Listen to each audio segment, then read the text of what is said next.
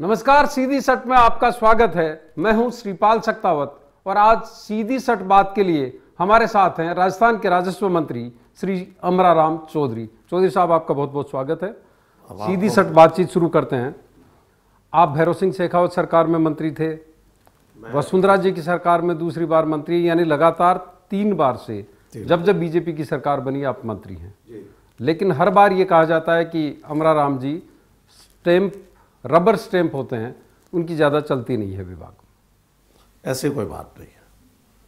मुझे independent power दिया हुआ है और मैं अपने विवेक से निर्णय करता हूँ। लेकिन खबरें तो ये आती है कि अधिकारी जो है कहने वाले कुछ भी कहे, लेकिन ऐसा कभी हुआ ही नहीं होगा। अच्छा, आप एग्रीकल्चर मिनिस्टर रहे, कृषि मंत्री रहे भैरव सिंह शेखावत सरकार में। वसुंधरा जी की सरकार थी पिछली वाली, तब उस वक्त आपको बनाया गया था गृह राज्य मंत्री। अब आप राजस्व मंत्री हैं, आपके पास सैनिक कल्याण का भी जिम्मा है। सबसे ज़्यादा कंफर्ट किस में फील करते हैं आप? कौन सा विभाग आपको ज़्यादा सूट करता है? अब मुझे ऐसा है कि एज ए वकील तो होम डिपार्टमेंट में और जेल डिपार्टमेंट, कोई हमारे से कोई एक वकील होने के नाते तो कोई ऐसा कठिनाई नहीं थी। और कृषि विभाग था तो एक कृषक होने के नाते वो भी मेरे लिए बहुत ही आसानी था। और अब राजस्व है तो मैं राजस्व वकील शुरू से ही रहा हूँ। और ये किसानों की समस्याओं के बारे में और जो टेनेंसी एक्ट और भू राजस्व अधिनियम जो बने हुए हैं, उन्हीं के तहत में जो कानून के अनुसार उन काश्तकारों को जो है कितनी जो है इमदाद दी जाए, उसी के बारे में पूरी जानकारी है। और हमेशा जो है यही प्रयास करता हूँ कि जो कानून के अनुसार काश्तकारों की ज़्यादा से ज़्यादा मदद की जाए, ताकि काश्तकारों को अदालत के चक्कर कम काटने पड़े। अभी आप देखेंगे तो मेड़बंदी का जो मामला है, गाँव में जगह जगह तारबंदी करवा रहे हैं लोग, मेड़ें खत्म हो रही है, जाने के रास्ते बंद हो रहे हैं, सिविल सूट हो रहे हैं, जगह जगह मुकदमे दर्ज हो रहे हैं।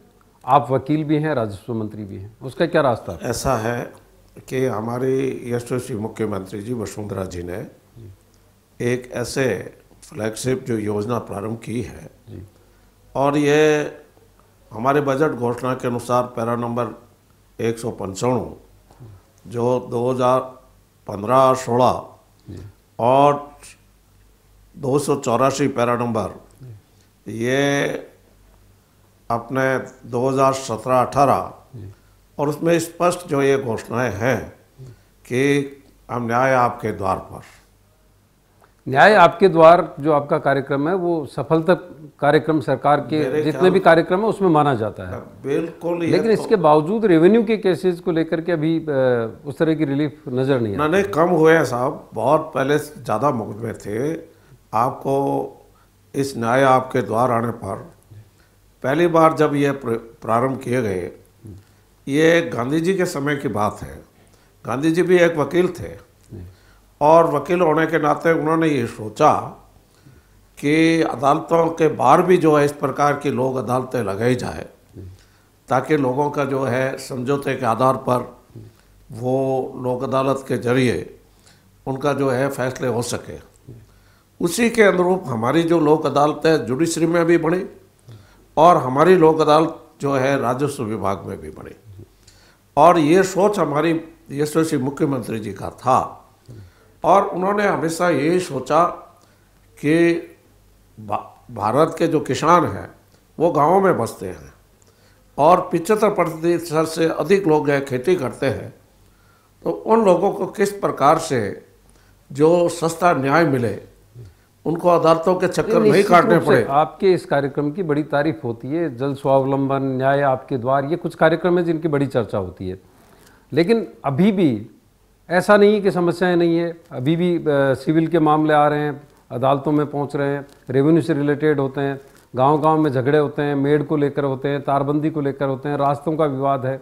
नहीं, ऐसा तो जब तक जनसंख्या जो बढ़ रही है तो कोई, मैं ये नहीं कहता कि पूरे के पूरे एंड हो गए, लेकिन आपको जानकर ये खुशी होगी कि आज पूरे राजस्थान में 500 से अधिक गांव ऐसे हैं जो वाद रहित हैं।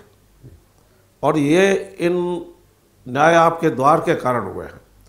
आपसे समझौते से जिनके 50 साल पुराने जो दावे चल रहे थे वो आपस में गले मिले हैं, 40 साल जो पुराने मुकदमे चल रहे थे वो आपस में गले मिले हैं, समझौता हुआ है।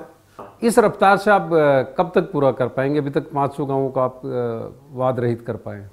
तो वाद रहित मैंने कहा ना आपको, अभी तक 500 से अधिक 552 के आसपास के करीब है, हमने वाद रहित गांव है हमारे। चलो, एक इमेज आपके बारे में क्यों बन गई, एक सोच वहाँ पे इलाके में कि अमराराम जी अच्छे आदमी हैं, अमराराम जी बहुत सहज हैं, मिलनसार हैं, लेकिन प्रभावी नहीं है, अफसर नहीं सुनते उनकी?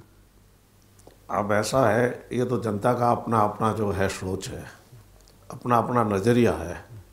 मुझे तो अपना कर्तव्य जो दिया, जो हमें हमारी मुख्यमंत्री ने जो आदेश दिया उसी की पालना करनी है।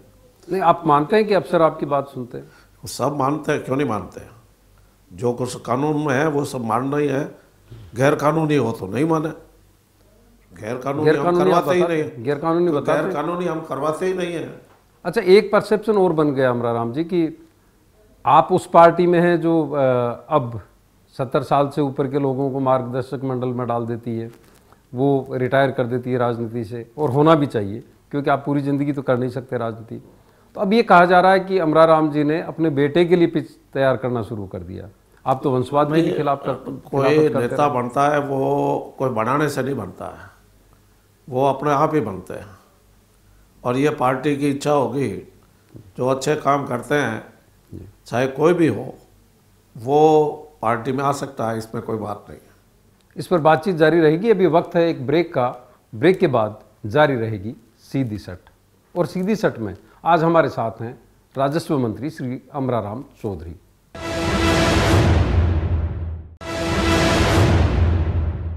ब्रेक के बाद एक बार फिर आपका स्वागत है। आज सीधी सट बातचीत के लिए हमारे साथ हैं श्री अमराराम चौधरी, जो कि राजस्थान के राजस्व मंत्री भी हैं और सैनिक कल्याण मंत्री भी। अमराराम जी, हम बात कर रहे थे वंशवाद की। आप कह रहे हैं कि जो परफॉर्म करेगा वो राजनीति में आगे जाएगा, यानी आपकी तरफ से रास्ता बंद नहीं है अरुण जी का, जो आपके बेटे हैं। और कहा यह भी जाता है कि अब आपका कामकाज, वो वकील भी हैं तो वकील के बतौर भी आपकी जो विरासत है उसको संभाल रहे हैं।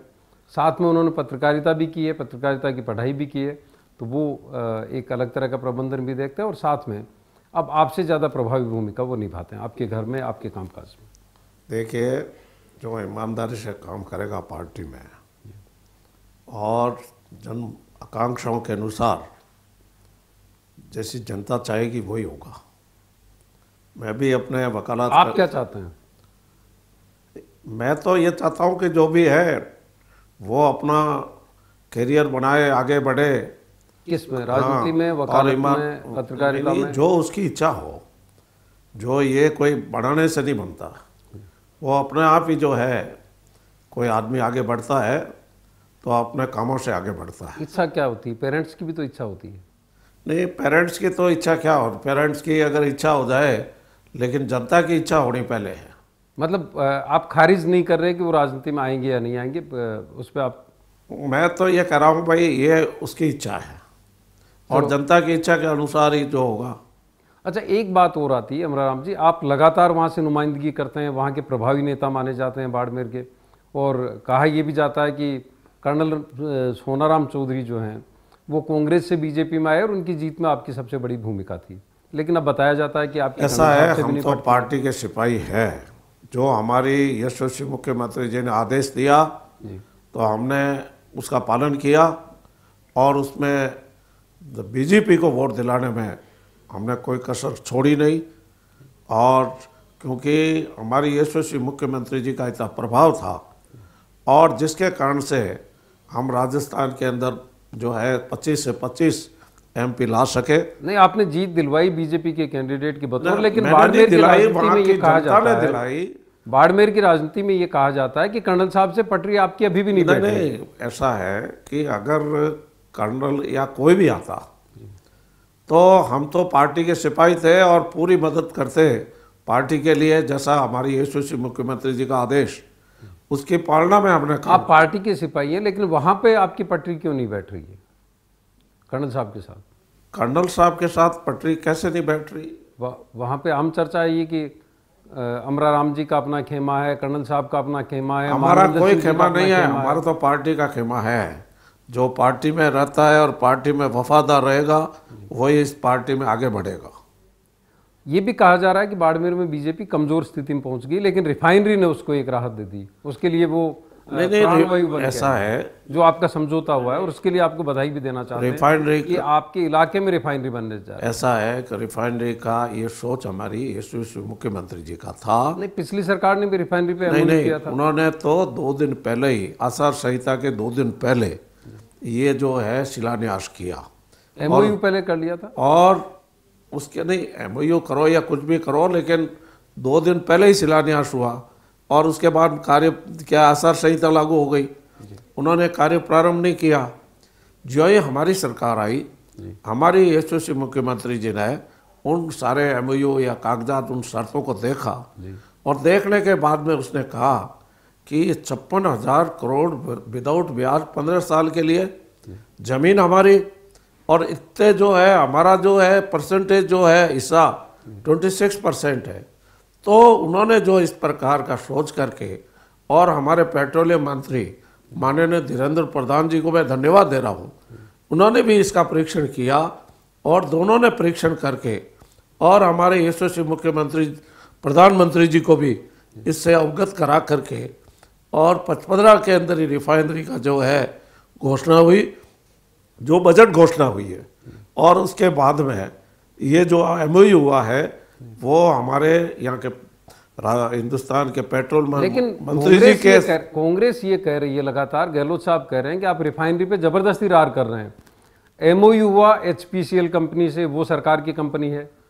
नहीं, कंपनी सरकार की है, वो सब कुछ ठीक है, लेकिन जो एमओयू हुआ जिन शर्तों पर हुआ, 40,000 करोड़ का लाभ जो है, कोई आदमी घाटे का सौदा नहीं करेगा, और घाटे का सौदा न तो कभी कोई करेगा तो वो घाटे में ही रहेगा।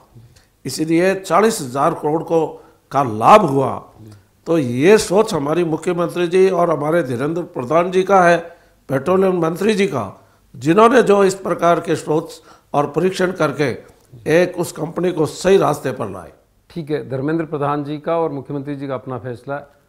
लाभ भी आप कह रहे हैं कि 40,000 करोड़ का होगा, राजनीतिक लाभ कितना होने जा रहा है वहाँ पर? नहीं, इससे ऐसा है कि जो लोग उस एरिया के अंदर जो रहने वाले लोग हैं उनको बड़ा लाभ होगा, क्योंकि उनको नौकरियां मिलेगी, उनको रोज़गार मिलेगा, और इसके अलावा सरकार को, और ये जनता का पैसा ही है, 40,000 करोड़ था वो जनता पर भार पड़ता, और वो जनता का पैसा है, वो अब 40,000 करोड़ का है। आम जनता को, पूरी राजस्थान की जनता को लाभ हुआ है। इसलिए वहाँ पर जो की रहने वाली जनता है उसको तो लाभ होगा ही, फायदा होगा। कई इंडस्ट्री लगेगी, रोजगार मिलेगा। एक दिन ये तो आने वाले 10 सालों में बहुत बढ़िया जो है स्थान। चुनाव में कितनी मदद मिलेगी आपको? नहीं, चुनाव में जनता ये देख रही है कि ये जो एमओयू किया गया है वो जनहित में किया गया है और हमारे ऊपर भार नहीं पड़ेगा। तो इस हिसाब से जनता में के जो दिलों के अंदर है कि जो कथनी और करनी में जो है हमारी यशस्वी मुख्यमंत्री जी के अंतर नहीं है, जो कहती है वही करती है। तो जो उसने कहा था रिफाइनरी लगाऊंगी, 55 में लगाऊंगी, धीरेन्द्र प्रधान जी ये कह रहे थे, लेकिन घाटे के सौदे के पर नहीं, यानी फायदे का सौदा है। वक्त है अभी ब्रेक का, ब्रेक के बाद जारी रहेगी सीधी सट।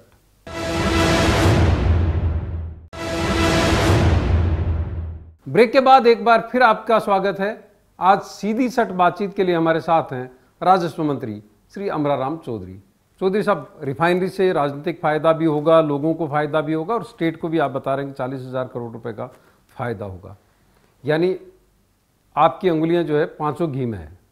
उस इलाके में आपके वहीं पे रोजगार सृजन होने जा रहा है। पचपदरा, बालोतरा, ये पूरा एक हब बनेगा। बिल्कुल, जो तो कहा जा रहा है कि राजस्थान का दुबई होगा आने वाले वक्त में, पचपदरा। बिल्कुल सही। लेकिन वहां पे ये कहते हैं कि बालोतरा जिसको लेकर आप एक लंबा आंदोलन चलाते रहे, पिछले 1.5 दशक की जो राजनीति आपकी है वो बालोतरा को जिला बनाने की रही है। आप राजस्व मंत्री भी हैं, जिले बनाने को लेकर के आप प्रस्ताव भी मांग रहे हैं, परमेश चंद्र जी के नेतृत्व में एक कमेटी भी बन गई, बाकायदा प्रस्ताव आ चुके हैं, उसमें 48 जगहों से प्रस्ताव आए हैं, उनका क्या हो रहा है? देखिए, कोई भी जिला बनाना, तहसील बनानी, ये निर्भर करता है हमारे नेता पर, हमारे मुख्यमंत्री जी पर। नहीं, नेता की तो मंशा है, इसलिए उन्होंने कमेटी बनाई है। कमेटी आप बनाई कितनी वकालत कर रहे हैं बालोतरा की? ऐसा है, कमेटी, मैं तो खैर बालोतरा का रहने वाला हूँ, लेकिन बालोतरा सब दृष्टि से जिला बनने लायक। बालोतरा का जुडिशियल न्यायालय है, वो आज़ादी से पहले से है, और बाड़मेर जिले का जो है जिला न्यायालय है, वो डिस्ट्रिक्ट कोर्ट वो है बालोतरा ही है। अच्छा, वहाँ एडिशनल डिस्ट्रिक्ट कोर्ट है, यहाँ डिस्ट्रिक्ट कोर्ट है। तो कितनी उम्मीद है आपको? आप तो खुद राजस्व मंत्री हैं। मैं खुद, लेकिन ऐसा है, मैं राजस्व मंत्री होने से मैं कोई घोषणा नहीं कर सकता विदाउट कैबिनेट में निर्णय लेने के। जो भी कैबिनेट निर्णय लेगी और हमारी नेता मुख्यमंत्री जी निर्णय लेगी इस संबंध में, कोई भी नई तहसील बनानी हो, कोई भी नया उपखंड बनाना हो, कोई नए जिले बनाने हो, ये निर्भर हमारा जो है कैबिनेट के स्तर पर और हमारी यशस्वी मुख्यमंत्री जी के अनुसार ही होता है। अच्छा, एक बात बताइए अमराराम जी, दीर्घायु हो आप, आपको लंबी उम्र मिले, लेकिन उम्र के हिसाब से ये माना जा रहा है कि आखिरी चुनाव आपका है, क्योंकि बीजेपी ने एक तरह से ये तय कर लिया कि 70 पार के लोगों को टिकट नहीं दी जाएगी, यानी आखिरी चुनाव है। आप अपनी विरासत निश्चित रूप से बेटे को सौंपना चाहते हैं। कहा भी ये भी जा रहा है कि आप पुत्र मुंह में फंस गए इन दिनों, तो आप क्या चाहते हैं? कौन सा काम छूट गया जो अरुण जी को करना चाहिए, आपके बेटे को करना चाहिए? अब आप, ऐसा है, क्या होगा भविष्य में, क्या होगा कोई नहीं बता सकता है। कौन होगा और कौन नहीं होगा ये मैं नहीं कह सकता। अगर जनता, वहाँ की जनता कहेगी। अगर उनको टिकट मिला, ऐसा है, या जो भी आपका राजनीतिक टिकट दिलाने वाली पार्टी और जनता है ना, मैं दिलाने वाला हूँ या मैं जो है आपका राजनीतिक वारिस जो भी हो, चलो अरुण चौधरी नहीं हो, कोई और हो, मेरा आप क्या चाहते हैं? कौन सा काम छूट गया जो होना चाहिए? नहीं, मेरा ये कहने का मतलब है, जो काम शुरू है, जैसे रिफाइनरी का काम शुरू हो गया, पानी का काम है, वो काम हो ही रहा है। हमारे 114 गांव में पानी पहुंच भी गया है, ऐसी बात नहीं, सारे काम हो गए जिला बनाने के अलावा। अच्छा, इसके अलावा जो हमारे और जो है कोई छोटे मोटे स्कूलों के है, 10वीं स्कूल है जो है इस साल बजट में नहीं है, आने वाले बजट में हो जाएगी। अच्छा, मान लो पार्टी आपको एक मौका और दे दे कि चुनाव लड़ लो, चलो आपके मामले में एक्सेप्शनल केस हो, पार्टी का आदेश, आपका क्या बच गया जो करना चाह रहे हो? मैं ये कह रहा हूँ, जनता और पार्टी दोनों की इच्छाओं पर निर्भर करेगा। ये कोई आदमी, आपकी क्या मंशा है? रिटायर होना चाहिए? ऐसा है, मैं आपको ये कह रहा हूँ, जो पार्टी के आदेशों की पालना हम करने वाले हैं।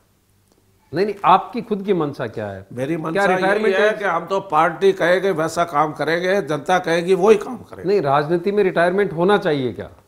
मैं आपको ये कह रहा हूँ कि क्या होना चाहिए क्या नहीं होना चाहिए, ये जनता की इच्छा और पार्टी की इच्छा है।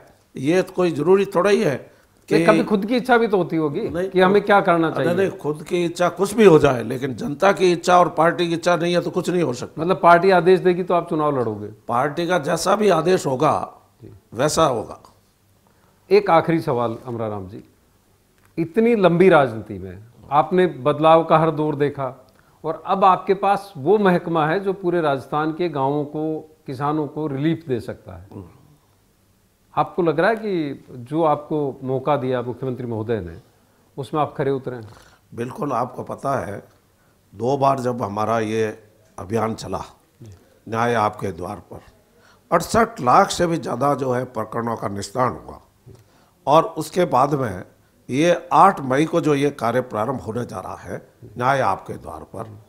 और न्याय आपके द्वार पर इसके अलावा आपको ये जानकर खुशी होनी चाहिए कि जो हमारे पुश्तैनी, जो बहुत पुराने जो रास्ते थे, जिनका रिकॉर्ड में कोई तरमीम ही नहीं था, हमारे अधिकारियों को, उन्होंने, रेवेन्यू के अधिकारियों ने, बावजूद जो है कम स्टाफ होने के बावजूद भी उन्होंने जो काम किया है, किसी जिले के अंदर 200 रास्ते ऐसे नए बड़े हैं जो बिल्कुल ही रिकॉर्ड में तरमीम नहीं थे, रिकॉर्ड में तरमीम किए गए हैं, कई 300 किए गए हैं, कई 200 किए गए हैं। इस प्रकार पुराने रास्तों को भी तरमीम किया गया है और नए रास्ते जो है एक खेत से दूसरे खेत जाने में 251A है। और 251A में क्या होता है कि कोई भी डीएलसी रेट की दुगनी जमा कराए अपने खेत से दूसरे खेत में जा सकता है। आपने काम से संतुष्ट हैं पूरी तरह से? बिल्कुल संतुष्ट है, हमारी टीम बहुत अच्छा है। आज मैं ये नहीं कह रहा हूं, अगर आपको ये कहा जाए से भी जो है ना, अगर आपको ये कहा जाए जी, कि अमराराम चौधरी बतौर राजस्व मंत्री अपने आप को 100 में से कितने नंबर देते हैं? नंबर तो जनता देगी, मैं अपने आप को तो नंबर क्या दूं, लेकिन हमारा तो ये हमारे जो टीम है, हमारा जो रेवेन्यू विभाग है, उन सब ने मिलकर के जो काम किया है वो वाकई में मैं उनको धन्यवाद दे रहा हूँ। एक सवाल सैनिक कल्याण से संबंधित। ठीक। अमृत नाहटा 1977 में एमपी बने वहां से जी। उस वक्त से एक मांग चली आ रही है। जसवंत सिंह जी भी रक्षा मंत्री रहे, अब आपके पास सैनिक कल्याण का महकमा है। जॉर्ज फर्नांडिस साहब रक्षा मंत्री थे, तब भी एक मामला गया था कि शेरगढ़, जहां पर दुनिया में सबसे ज्यादा शौर्य विधवाएं हैं, सैन्य विधवाएं हैं, जहां से सबसे ज्यादा सैनिक निकलते हैं, उनको छूट दी जाए नाप चौक में, लंबाई में, उसी तरह से जिस तरह से पहाड़ी प्रदेशों के, पहाड़ी राज्यों के लोगों को दी जाती है, क्योंकि दुर्गम इलाका है, रेगिस्तानी इलाका है। ऐसा आपने कभी कोशिश की? ऐसा है, मेरे पास जो अभी 4-1 महीना हुआ है ये विभाग आया है, ये प्रस्ताव मेरे पास आएंगे तो जरूर मैं इस पर विचार करके निर्णय करने का प्रयास करूंगा कि उनको हाइट कम है तो भी उनको लिया जाए। जो इस प्रकार क्या आप सरकार को लिखेंगे, केंद्र को? नहीं, बिल्कुल लिखेंगे। इस प्रकार के आपको जो लग रहा होना चाहिए, क्योंकि 77 से ये बात चल रही है। नहीं, अगर वो चल रही है तो कुछ ऐसे जो हमारे शेरगढ़ एरिया के लोग हैं, जो अधिकांश लोग मिलिट्री में, हर घर से 1-2 मिलिट्री में, और उन्हें वंशाणु का जो है उनको जितना उनमें बहादुरी है तो बहादुरी के साथ में लड़ते आए हैं, तो उनके जो है वारिसान को भी जो है कुछ न कुछ इस प्रकार से जो है रियायत, उसमें रियायत दी जाए। इस बारे में कोई प्रस्ताव हमारे पास में आया नहीं है, आएगा हमारे जो सैनिक कल्याण बोर्ड से तो हम उस पर विचार करेंगे। बहुत बहुत आभार आपका, आपने वक्त दिया। तो ये थे श्री अमराराम चौधरी, जो कि राजस्थान के राजस्व मंत्री हैं और सैनिक कल्याण मंत्री हैं, और उनसे हो रही थी सीधी सट। अगले सप्ताह फिर किसी शख्सियत के साथ मुलाकात होगी और बात होगी सीधी सट।